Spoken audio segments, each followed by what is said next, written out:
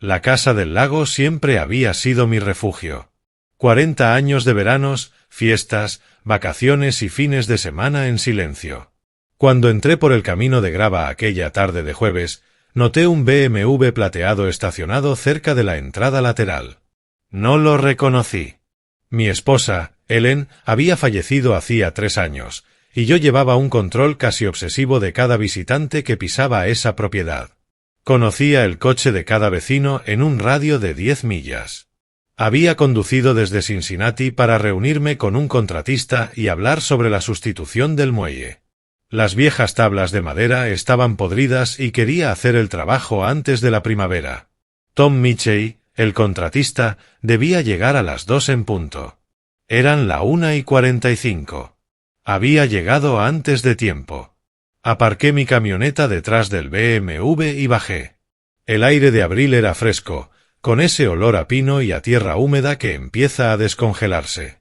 Los pájaros cantaban en algún lugar entre los árboles. Todo parecía tranquilo, normal. No tenía la menor idea de que mi vida estaba a punto de cambiar por completo. Quédate con nosotros, porque esta historia te dejará sin palabras. Antes de comenzar, asegúrate de darle like y suscribirte. Y dime algo, tengo curiosidad, ¿desde dónde nos estás viendo? Escribe tu país en los comentarios. Me encanta ver hasta dónde llegan nuestras historias. Cuando me acerqué a la puerta principal, escuché algo. Risas. La risa de una mujer, seguida de una voz más grave. Masculina. Los sonidos venían del interior de mi casa. Me detuve en seco. Mi mano ya iba camino al teléfono cuando reconocí la risa de la mujer. Era una risa que había escuchado cientos de veces durante los últimos 8 años, en cenas familiares, en reuniones de Navidad, en los cumpleaños de mis nietos. Era la risa de mi nuera, Victoria. Mi hijo David y Victoria llevaban 8 años casados. Tenían 2 hijos juntos, mis nietos, Emma, que tenía 6 años, y el pequeño Michael, de 4. David trabajaba como ingeniero de software en una empresa de Columbus y viajaba con frecuencia por trabajo. De hecho, yo sabía que esa semana estaba en Seattle, asistiendo a una conferencia. Me había llamado apenas 2 días antes para contármelo. Entonces, ¿qué hacía Victoria en mi casa del lago con un hombre? Me quedé inmóvil en el sendero, intentando procesar lo que estaba escuchando. Tal vez me equivocaba. Tal vez era la televisión. Tal vez había traído a los niños por algún motivo. Aunque no podía imaginar por qué lo haría sin avisarme. Después de todo, esa seguía siendo mi propiedad. Caminé en silencio hasta la ventana lateral y miré hacia adentro. Lo que vi hizo que el corazón se me hundiera en el estómago. Victoria estaba sentada en mi sofá. En el sofá de mi esposa, donde Ellen solía leer sus novelas de misterio durante las tardes de verano. Y no estaba sola. A su lado, demasiado cerca, había un hombre al que nunca había visto antes. Tenía el brazo rodeándole los hombros. Mientras observaba, él se inclinó y besó su cuello. Ella echó la cabeza hacia atrás y volvió a reír. La misma risa que había escuchado desde fuera. Sentí náuseas. Náuseas físicas. Esa era la mujer a la que mi hijo amaba, la madre de mis nietos, y estaba allí, en mi casa, con otro hombre. Durante unos segundos no pude moverme. No podía pensar. Me quedé ahí, mirando por la ventana como un voyeur en mi propia vida. El hombre dijo algo que no alcancé a oír y Victoria volvió a reír. Ella levantó la mano y le tocó el rostro. El gesto era íntimo, natural, familiar.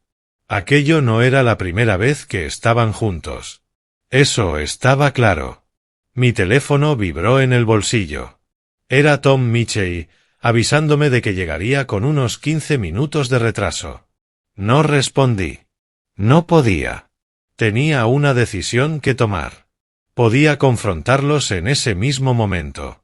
Podía irrumpir por la puerta y exigir una explicación. Podía gritar, enfurecerme, echar a ese hombre de mi casa. Eso era lo que mis instintos me pedían. Eso es lo que cualquier padre habría querido hacer. Pero yo tenía 63 años.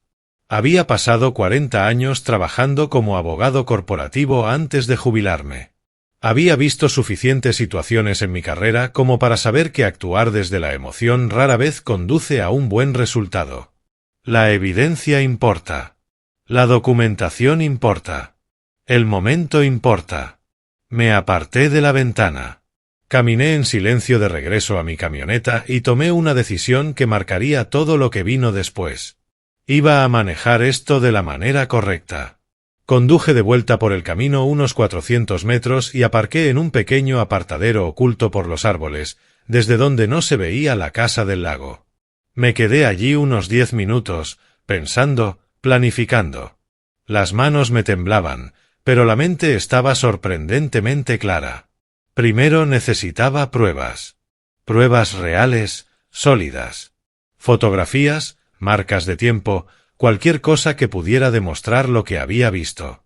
Abrí la guantera y saqué la pequeña cámara digital que siempre llevaba para fotografiar daños en la propiedad por temas de seguros. Viejas costumbres de mi carrera legal. Documentarlo todo. Siempre. Bajé del vehículo y caminé de regreso hacia la casa del lago, atravesando el bosque. Había un sendero antiguo que Ellen y yo solíamos recorrer en nuestras caminatas matutinas. Salía justo detrás del cobertizo de almacenamiento, en la parte trasera de la propiedad. Desde allí se veía la terraza y los grandes ventanales que daban al lago. Avancé despacio, con cuidado. No quería hacer ruido. No quería alertarlos de mi presencia. Una parte de mí se sentía ridícula, avanzando entre los árboles como un espía. Pero una parte mucho mayor sabía que esto era necesario. Cuando llegué al cobertizo, tenía una vista clara de la parte trasera de la casa. Las cortinas estaban abiertas. A través de los grandes ventanales podía ver el salón. Victoria y el hombre ya no estaban en el sofá. Ahora estaban de pie, junto a la isla de la cocina. Él estaba sirviendo vino en 2 copas. Mi vino, caí en la cuenta. El vino que había comprado el otoño pasado y había dejado en el botellero encima del refrigerador. Levanté la cámara y empecé a tomar fotografías. Clic Victoria aceptando la copa de vino. Clic el hombre tocándole la cintura. Clic Victoria inclinándose hacia él. Clic un beso. Largo. Tomé quizá unas 20 fotografías durante los siguientes 10 minutos. Cada una se sentía como un cuchillo clavándose en el pecho. Esa era la esposa de mi hijo. La mujer que había prometido amarlo y respetarlo. La madre de mis nietos. Pensé en David. En lo duro que trabajaba. En cuanto amaba a Victoria y a los niños. En cómo siempre hablaba de construir un futuro juntos. Cada hora extra en la oficina, cada viaje de trabajo, supuestamente era por su familia. Por ella. Y esto era lo que hacía mientras él estaba fuera. Mi teléfono volvió a vibrar. Tom Mitchell. Ya estaba en la casa del lago y se preguntaba dónde estaba yo. Le respondí rápido, diciendo que me había retrasado y preguntándole si podía volver en 1 hora. Aceptó. Bien. Eso me daba tiempo. Seguí observando. Victoria y el hombre se dirigieron hacia la puerta trasera. Por un momento pensé que iban a salir y me pegué contra la pared del cobertizo. Pero se detuvieron en la puerta y se quedaron allí, mirando el lago. Él la rodeó por detrás con los brazos. Ella se apoyó contra su pecho. Se veían cómodos. Naturales. Como una pareja de verdad. Aquello no era una aventura impulsiva. Era una relación. Una infidelidad en marcha. Después de unos minutos más, se apartaron de la puerta y desaparecieron de mi campo de visión. Esperé. Unos 15 minutos después, escuché cómo la puerta principal se abría y se cerraba. Rodeé el cobertizo con cuidado hasta poder ver el camino de entrada. El hombre caminaba hacia el BMW plateado. Tendría unos 40 años, era alto, de cabello oscuro, vestía ropa claramente costosa, una chaqueta deportiva y vaqueros de diseñador. Daba la impresión de ser alguien exitoso, seguro de sí mismo. Se subió al BMW y encendió el motor. Levanté la cámara una vez más y fotografié la matrícula. Cuando se fue, permanecí oculto otros 10 minutos. Quería ver qué haría Victoria. Finalmente, ella salió por la puerta principal con el bolso en la mano. Cerró la casa con llave. Con una llave de mi casa. Años atrás le había dado a David una copia de repuesto, y al parecer, él se la había entregado a ella. Subió a su coche, un SUV Lexus blanco, y se marchó en dirección contraria al BMW. Inteligente. No salían juntos. No corrían riesgos. Esperé hasta que ambos vehículos llevaran al menos 15 minutos fuera antes de regresar a la casa del lago. Entré con mi propia llave y miré a mi alrededor. Las copas de vino estaban lavadas y guardadas. Los cojines del sofá estaban perfectamente acomodados. Si no lo hubiera visto con mis propios ojos, jamás habría sabido que alguien había estado allí. Era cuidadosa. Meticulosa. ¿Desde cuándo llevaba ocurriendo esto? Recorrí la casa buscando cualquier otro indicio.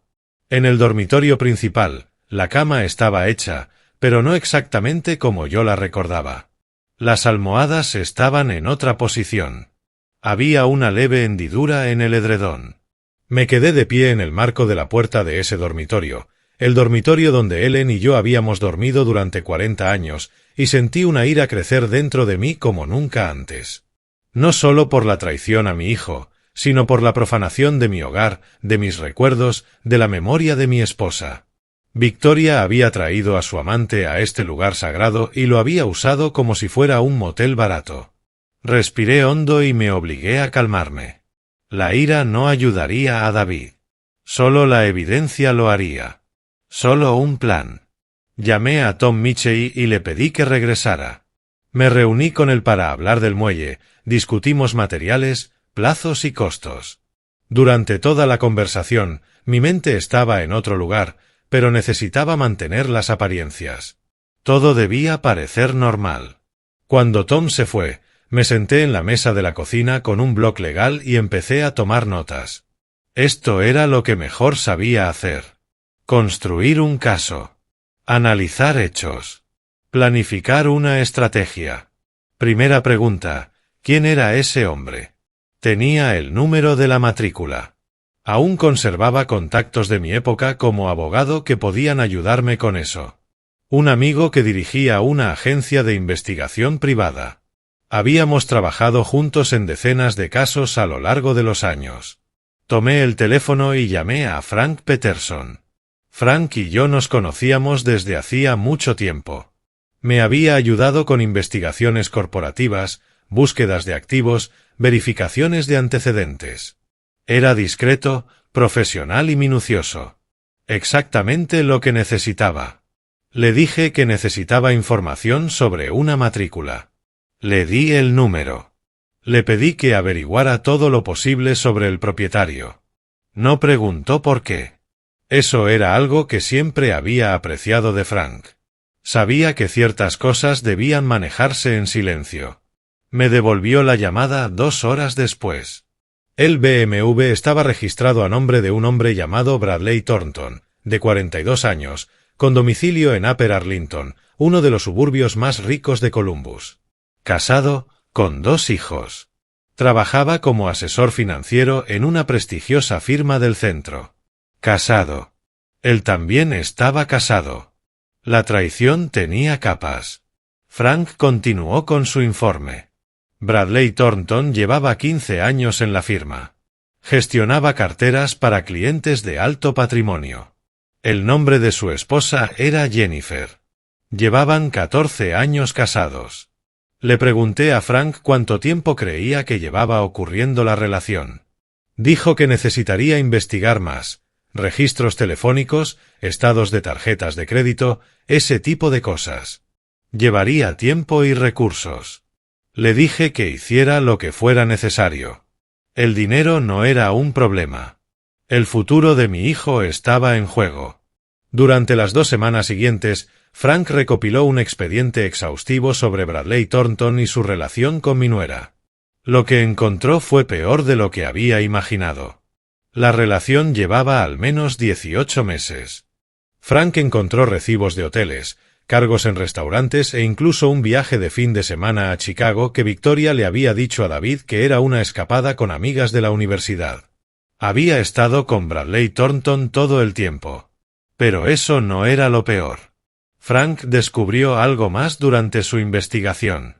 Algo que me heló la sangre. Victoria había estado retirando dinero de la cuenta corriente conjunta que compartía con David. Al principio, cantidades pequeñas, unos pocos cientos aquí y allá. Pero durante el último año, las sumas habían aumentado. 2.000, 3.000, 5.000. Siempre en efectivo. Siempre cuando David estaba de viaje por trabajo. El total superaba los $40.000. Frank no pudo demostrar exactamente a dónde iba el dinero, pero tenía una teoría. Bradley Thornton había solicitado recientemente una segunda hipoteca sobre su casa. Su firma estaba bajo investigación por prácticas de inversión cuestionables. Tenía problemas financieros. Victoria no solo estaba engañando a mi hijo. Le estaba robando para mantener a su amante. Me quedé con esa información durante 3 días. Apenas dormí. No podía comer. Cada vez que cerraba los ojos, veía el rostro de Victoria. Esa sonrisa inocente que siempre le mostraba a David. La forma en que lo llamaba cariño y le decía que lo amaba. Todo era mentira. Cada palabra. Quise decírselo a David de inmediato. Quise conducir hasta su casa y mostrarle todo. Pero sabía que sería un error. David amaba a Victoria. Querría creer que había alguna explicación. Incluso podría enfadarse conmigo por investigar a su esposa. No. Tenía que ser estratégico. Necesitaba asesoramiento profesional. Llamé a una antigua colega, Patricia Méndez. Era una de las mejores abogadas de derecho familiar de Ohio. Habíamos trabajado en lados opuestos de muchos casos corporativos a lo largo de los años y respetaba profundamente su criterio. Conduje hasta Columbus y me reuní con ella en su despacho. Le expuse todo, las fotografías de la Casa del Lago, la matrícula, la investigación de Frank, los movimientos bancarios. Todo. Patricia escuchó sin interrumpirme. Cuando terminé, guardó silencio durante un largo momento. Luego habló. Esto es grave, dijo. Pero también es una oportunidad. Explicó que, si mi hijo decidía divorciarse, tenía fundamentos sólidos. Y más importante aún, el fraude financiero le daba una enorme ventaja en la custodia y en la división de bienes. Me explicó la estrategia legal. En Ohio, la infidelidad en sí ya no influía demasiado en los procesos de divorcio. Pero la mala conducta financiera era diferente. Si Victoria había estado desviando sistemáticamente fondos matrimoniales para entregárselos a su amante, eso constituía una dilapidación de bienes conyugales. Y eso podía cambiarlo todo. Y la situación de la custodia era aún más importante. Victoria había estado mintiéndole a David durante al menos 18 meses. Había estado robando dinero. Había tomado decisiones que ponían su relación por encima del bienestar de sus hijos. Todo eso podía utilizarse para argumentar que David debía obtener la custodia principal de Emma y Michael. Pero Patricia me advirtió que el momento era crítico. David tenía que estar preparado. Toda la documentación debía estar en orden. Y debíamos actuar antes de que Victoria tuviera la oportunidad de ocultar activos o destruir pruebas. Le pregunté a Patricia cuál debía ser el primer paso. Me dijo que tenía que hablar con David. Esa fue la conversación más difícil de mi vida. Llamé a David y le pedí que viniera a mi casa en Cincinnati. Le dije que era importante y que necesitaba hablar con él en persona. Sonó preocupado, pero aceptó venir ese sábado. Cuando llegó, lo senté en mi despacho. La habitación donde había pasado incontables horas trabajando en casos a lo largo de los años.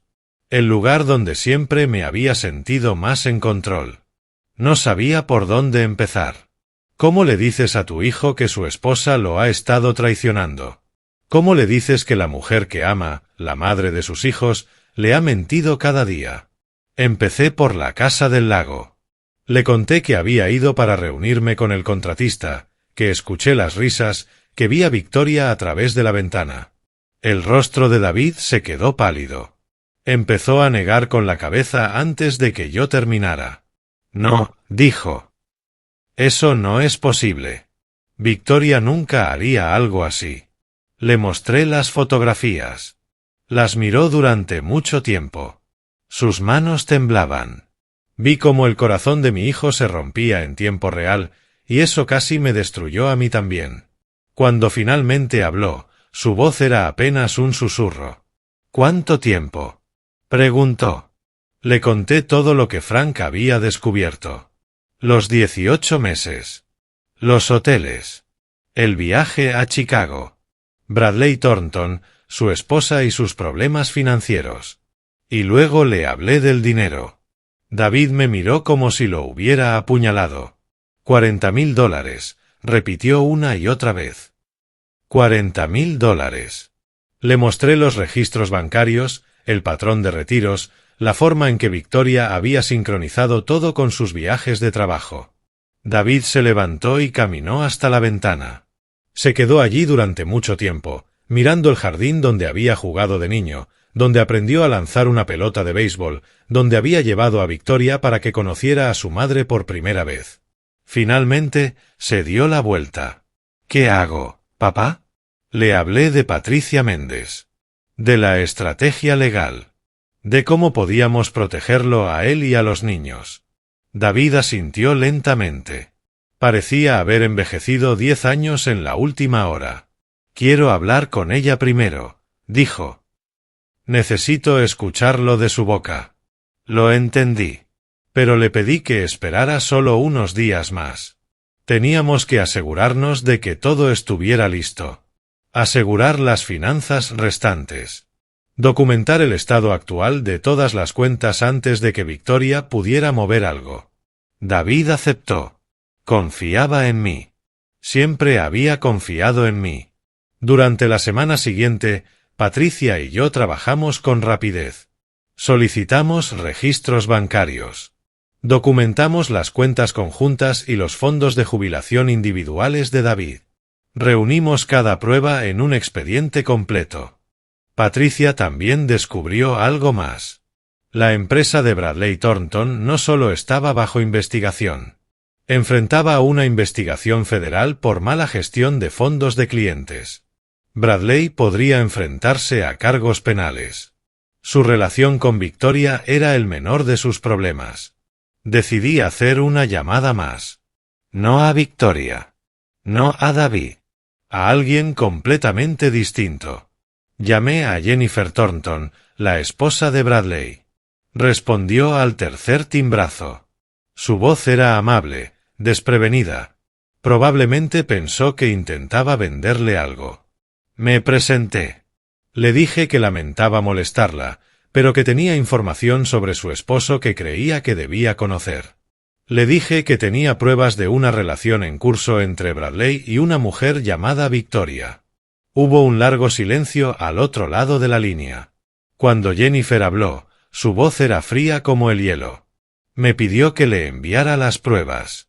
Me dio una dirección de correo electrónico. Le envié una selección de las fotografías, los recibos de hotel, el viaje a Chicago. Jennifer me llamó 2 horas después. Me dio las gracias. Su voz temblaba, pero me dio las gracias. Dijo que sospechaba algo desde hacía meses, pero que no podía probarlo. Que aquello explicaba muchas cosas. Las noches largas, los viajes de trabajo, la segunda hipoteca que ella había cuestionado. Me preguntó qué iba a hacer yo. Le dije que mi hijo iba a confrontar a su esposa. Le conté sobre el dinero que Victoria había estado robando. Jennifer soltó una risa amarga. Claro, dijo. Claro que Victoria le estaba dando dinero. Bradley nos ha estado desangrando durante meses. Incluso tomó dinero de los fondos universitarios de nuestros hijos. Hablamos durante casi 1 hora. 2 padres unidos por la traición, intentando averiguar cómo proteger a nuestros hijos y nietos de las consecuencias.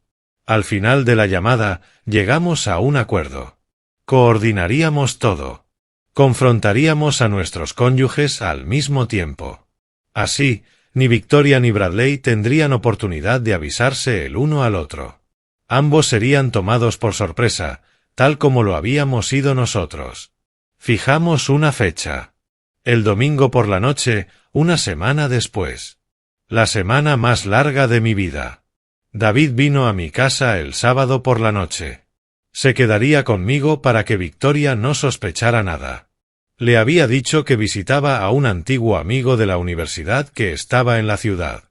Esa noche nos quedamos despiertos hasta tarde hablando. David me habló de su matrimonio. De cómo, en apariencia, todo parecía estar bien. De cómo Victoria siempre había sido una buena madre, una buena esposa, o eso creía él. Me preguntó si yo pensaba que ella alguna vez lo había amado. No supe qué responder.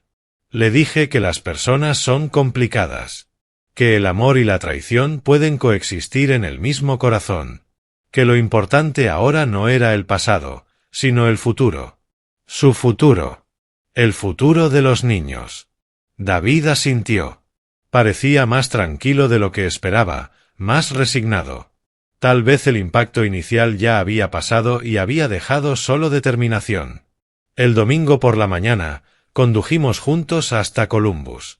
Patricia se reunió con nosotros en la casa de David a las 4 de la tarde. Repasamos el plan una última vez.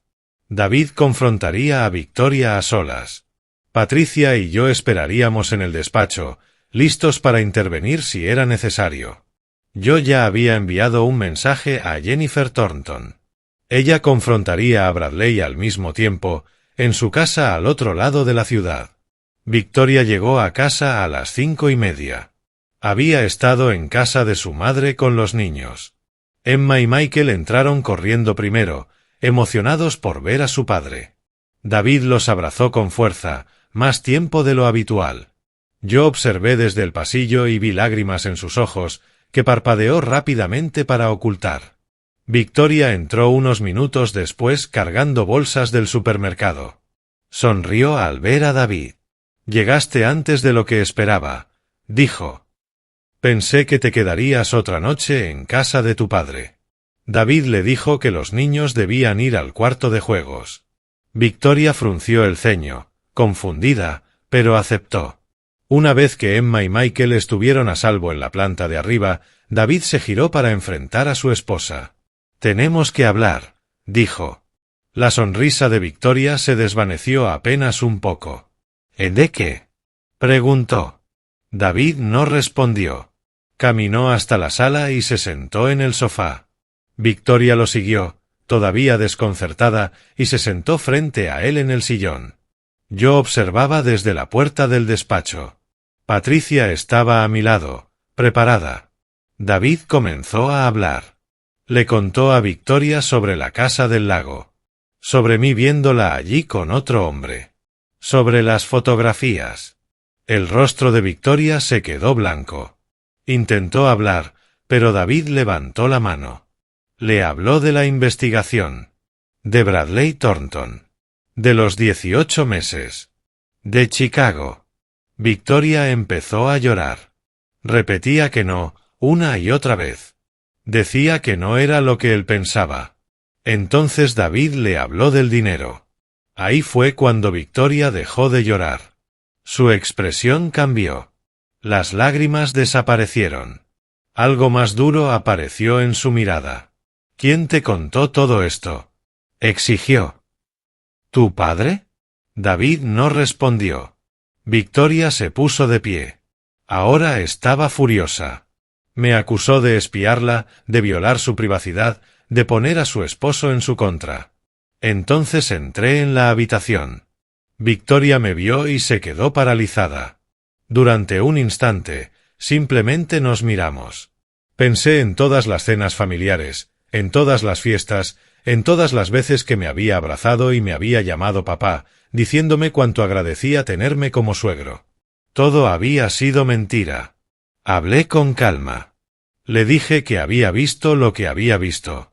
Le dije que las pruebas eran irrefutables. Le dije que su relación con Bradley Thornton había terminado, de una forma u otra. Y también le dije algo más. Le dije que Jennifer Thornton lo sabía todo. Que en ese mismo momento, exactamente en ese instante, Jennifer estaba confrontando a Bradley con las mismas pruebas. El rostro de Victoria se desmoronó. Dio un paso atrás, como si la hubiera empujado físicamente. Miró a David. Empezó a suplicar. A rogar. Dijo que había sido un error. Que no significaba nada. Que lo amaba a él y a los niños. Que haría cualquier cosa para arreglarlo. David escuchó. La dejó hablar. Y cuando terminó, él habló. Dijo solo 2 palabras. Quiero el divorcio. Los meses siguientes fueron difíciles. Hubo abogados, negociaciones, audiencias de custodia. Al principio, Victoria luchó con fuerza, pero las pruebas eran abrumadoras. Las fotografías. Los registros bancarios.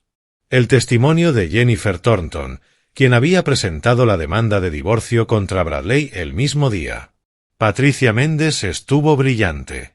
Utilizó el fraude financiero para argumentar que Victoria no era digna de confianza para velar por el bienestar de los niños.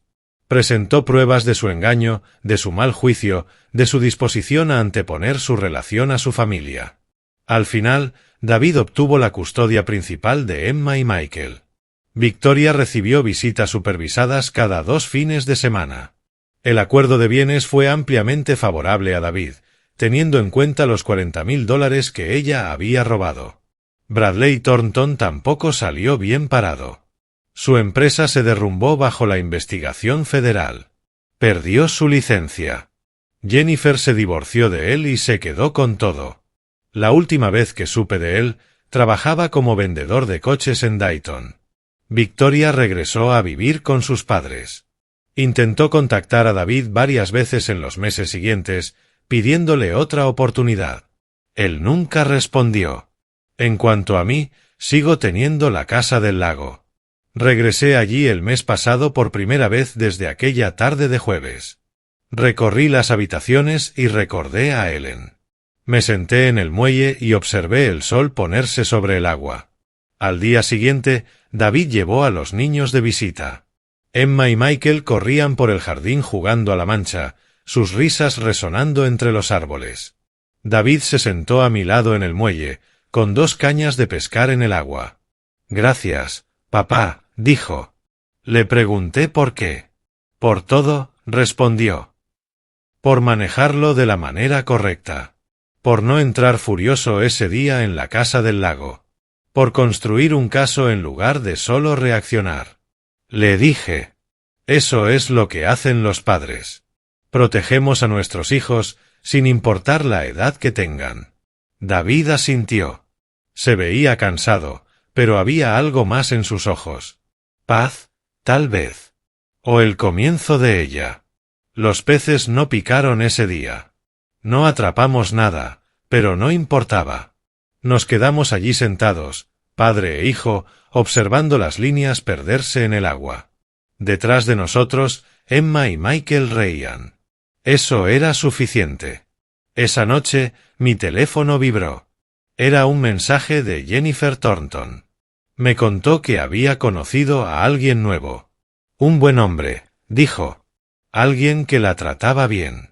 Quería agradecerme otra vez por aquella llamada que había cambiado su vida. Le respondí que me alegraba por ella. Que se merecía cosas buenas. Pensé mucho en esa llamada en los meses siguientes. Una sola llamada. Eso fue todo lo que hizo falta. No a mi hijo, sino a la mujer que tenía tanto derecho a conocer la verdad como él. A veces, la justicia no tiene que ver con la ira ni con la venganza. A veces, se trata simplemente de darle a las personas la información que necesitan para tomar sus propias decisiones. La verdad, entregada en el momento adecuado y de la forma correcta, puede ser más poderosa que cualquier confrontación. Victoria tomó sus decisiones. Bradley tomó las suyas. Ambos tienen que vivir con las consecuencias. Y David. David está reconstruyendo su vida. Hace poco empezó a salir con alguien. Una mujer que conoció a través del trabajo. Parece amable, auténtica, nada que ver con Victoria. La conocí la semana pasada cuando David la trajo a cenar. Me estrechó la mano, me miró a los ojos y dijo que había oído mucho sobre mí. Cosas buenas, espero, dije. Ella sonrió. Las mejores, respondió. Observé a David mirándola. Vi algo en su rostro que no había visto en años. Esperanza. Esa noche, después de que se fueron, me senté en mi despacho con un vaso de bourbon y pensé en todo lo que había ocurrido. La casa del lago. Las fotografías. Las llamadas. Los abogados. Las audiencias. Había sido un camino largo, doloroso, necesario. Pero al ver ahora a mi hijo, al verlo empezar a sanar, al ver a mis nietos reír y jugar sin saber lo cerca que estuvieron de una vida muy distinta, supe que había tomado la decisión correcta. Hice esa llamada no por ira, no por venganza, sino por amor. Eso es lo que hacen los padres. Para escuchar la siguiente historia, haz clic en el vídeo que aparece en tu pantalla. Si quieres apoyar el canal, dale like y suscríbete. Y si tienes tu propia historia de traición y justicia, deja un comentario abajo. Los leo todos. Hasta la próxima.